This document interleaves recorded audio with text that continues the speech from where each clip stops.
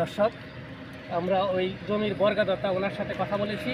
উনি তো বয়স্ক মানুষ, যুদ্ধ যেতে পারে না, তার অনুভূতিটা প্রকাশ করেছে এই আবু সাইদের প্রতিচ্ছবির মাধ্যমে।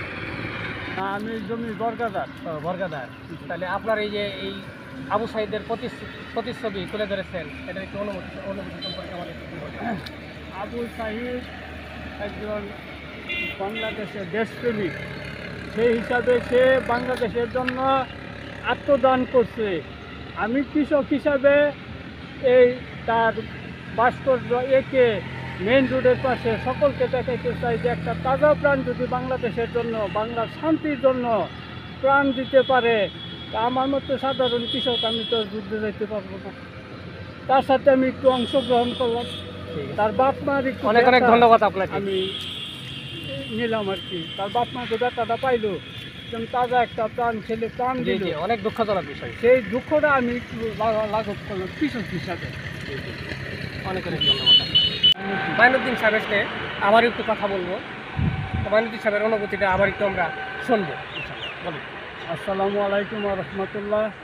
আমি একজন বৃদ্ধ মানুষ। আমি চিন্তা করলাম প্রতি বছরে একটা করে প্রতিচ্ছবি এখানে আঁকি। সেই হিসাবে এবারে যে যুদ্ধটা ফসলের, এই যুদ্ধে তো আমি অংশগ্রহণ করতে পারি নাই, আমি বৃদ্ধ মানুষ। আবু সাইদ যে তাজা একটা প্রাণ দিল, সেই প্রাণের বিনিময়ে সে দেশের শান্তির জন্য প্রাণটা দিল। তাতে সামনে বহু ভবিষ্যৎ ছিল। আমি মারা গেলে কত কষ্ট হবে না, বৃদ্ধ মানুষ, আমি মারা যেতেই পারি।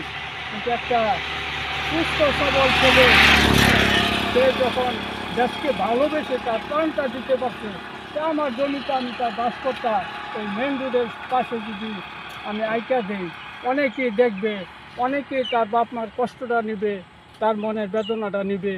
এই আমি ব্যক্ত করে এই ভাস্করটা আঁকছি। সকলকে ধন্যবাদ। Thank you, thank you. তো আমরা এই কথা বলছিলাম এই জমির বর্গা চাষি, নামটা ভুলে গেছি, মাইনুদ্দিন সাহেবের সাথে গাজীপুরের শ্রীপুরের তেলিয়াতি ইউনিয়নের ট্যাংরা গ্রামে অবস্থিত এই মাওনা এবং বর্মি হাইওয়ে রোডের পাশে অবস্থিত বৈষম্য বিরোধী ছাত্র আন্দোলনের প্রথম শহীদ আবু সাইদের স্মৃতি ভাস্কর্য।